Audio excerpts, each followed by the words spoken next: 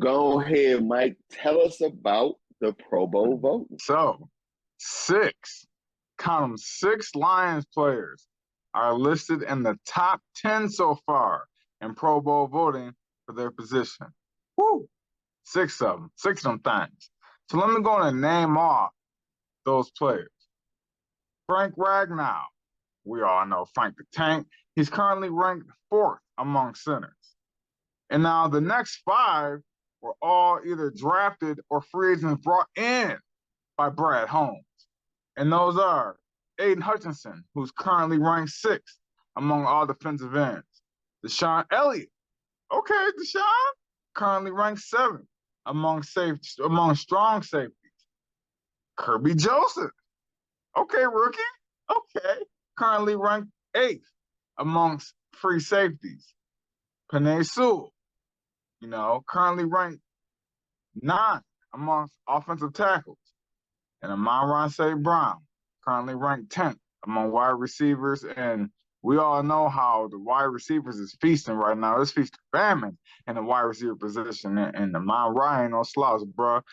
You know what I'm saying? So, man, that just leaves a good taste in your mouth when you come off a loss like we did on Thanksgiving. And then you're like, oh yeah, okay, I forgot we actually here.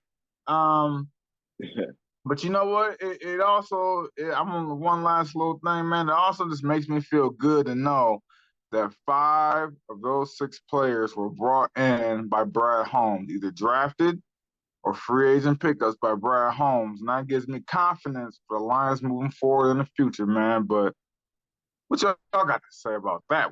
Woo, that's some news for you right there. All right.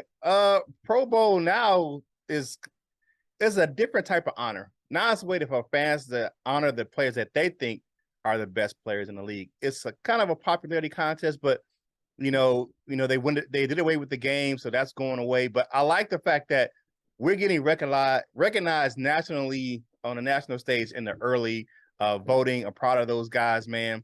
Now, if you look at these six candidates, realistically, for me, I think we have about three guys that can realistically make 3 to 4 of them that can make it realistically for the Pro Bowl.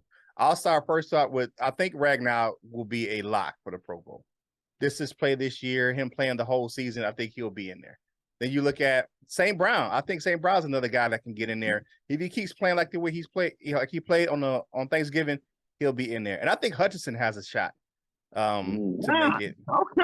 I think Hutchinson has a shot to make it. If you look at those guys, and on the outskirts, if he keeps having penalties, that's going to kind of lessen his chances, and that's Penei Sewell. He's been playing sloppy over the last few weeks, so getting some dumb penalties.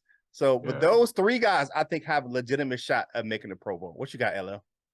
I was going to comment on some of those guys. I thought, just as far as ranking go, I know it's voting wise, but I thought they was a little low. I know what you just said about Penei Sewell, but he's still like either the best rated or one of the very best rated right tackles or tackles alone in his league.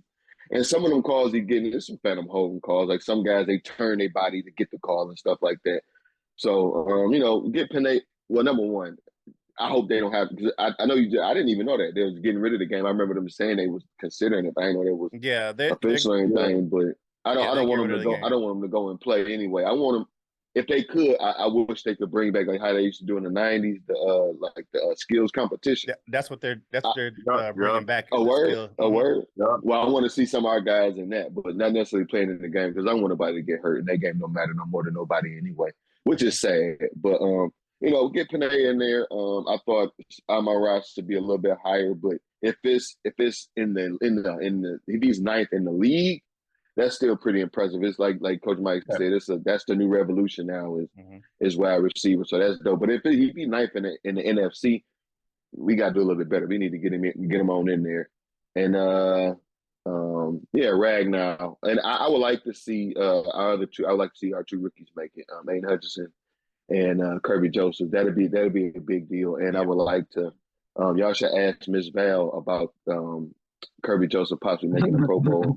On what today the gold members meeting or on Freestyle Friday. Yeah. Yeah.